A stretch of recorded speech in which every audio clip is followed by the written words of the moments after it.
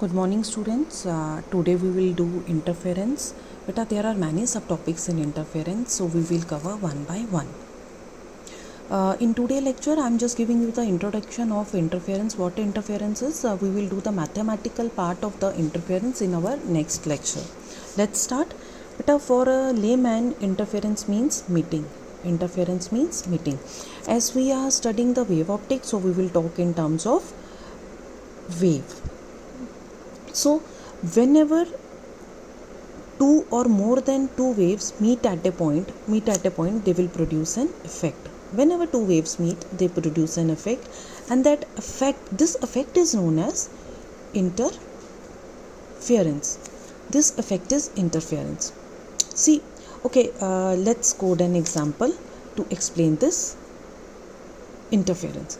But suppose there are more than two or three speakers in your room, and when you turn on the source of sound, what will happen? The sound waves will come out from these speakers. And these sound waves will meet at a point. The point where they meet, when you turn on all the speakers at a time and the waves are meeting, what will happen? The intensity is more. It all depends on how waves are meeting. So here we see, whenever waves are meeting, they produce an effect. And here, what effect they produce? They produce more intensity of sound. So intensity of sound is very high. Okay, let's code another example in terms of wave. Suppose you are sitting in a room and you turn on your bulb. When you turn on a single bulb, what will happen? Your room will get illuminated, means there is a brightness in your room. Now at this time, if you turn on more bulbs, then what will you observe? You will observe more brightness in your room. But at this point, if you keenly observe, you will notice, or you will see, there will be some point, some spot, some space in your room where brightness is not as much as it should be, due to turning on off so much bulbs. Okay, I'll show you by drawing the diagram. Okay, suppose when you turn on one bulb, the light spread out. The light comes out from this bulb. Now when you turn on, your room is illuminated. There is brightness in your room. When you turn on your second bulb, the light waves come out from second bulb. When you turn on third bulb, the waves come out from the third bulb. Now what is happening? Wave is spreading out in all direction. Now it depends how these waves are interacting.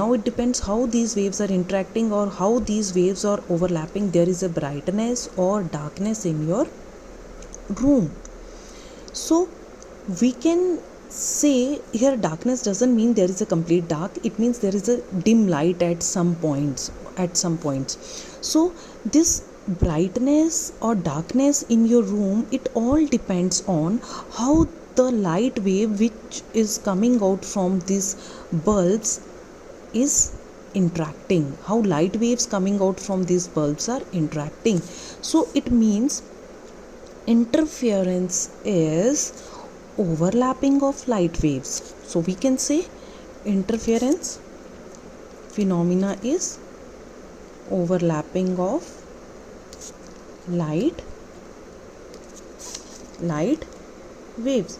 Beta, overlapping is not an appropriate word for physics students. In terms of physics, we can say it is due to the superposition. Superposition means the light waves are superimposing. Light wave coming from one bulb, second bulb, third bulb, they all are interacting, and after interacting, they are producing an effect. And what effect they are producing?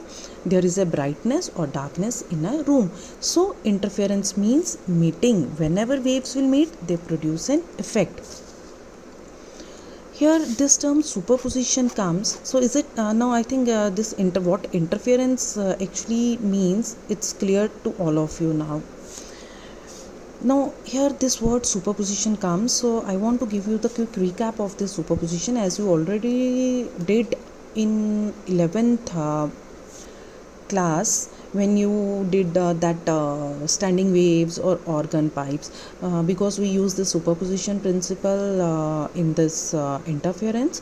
So that's why I'll just give you a quick recap, just reminding you what it's kind of revision what superposition is, as all of you did in 11th also. To explain superposition, okay, let us suppose there is a particle. Okay, now I'm explaining superposition principle, what you already did in your 11th, because we use in interference, that's why I'm explaining here again. Suppose there is a particle in a medium. I'm considering only one particle is a medium, and now this time I'm taking only one wave. Suppose there is a particle and there is a one wave which strike on this particle. Now what will happen to this particle? Beta, when we draw a wave is like this.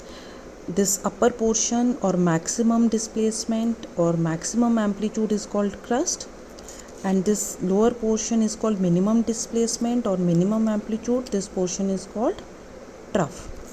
Now what will happen when the wave fall on this particle? Beta, when crust of this wave fall on this particle will go upward direction, when the this trough of this wave fall on the particle will go in downward direction. It means this particle is vibrating. This particle is just vibrating up and down, only up and down, depending on which part of the wave is falling on this particle. Okay, now beta, this happens when there is only one wave in a medium. Suppose there are more than two waves, okay, or there are only two waves in a medium. I'm considering only two waves in a medium. Okay, let's see what will happen to this particle when there are more than two waves in a medium, and these two waves will strike on this particle. Let's see what will happen. Now this time, when these two waves strike this particle, the displacement of this particle is given by the vector sum of the displacement of the individual displacement of these waves. Means the displacement, I'm giving the displacement of this particular particle, the same particle, when these two waves strike this particle. The displacement of particle is given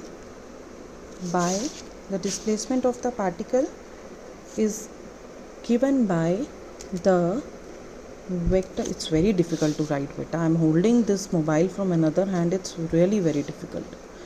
So I'm representing the displacement of this particle by y. The displacement of the particle is given by the vector sum of the displacement of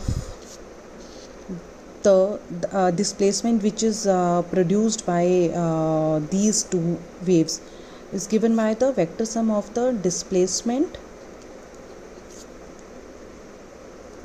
which is produced by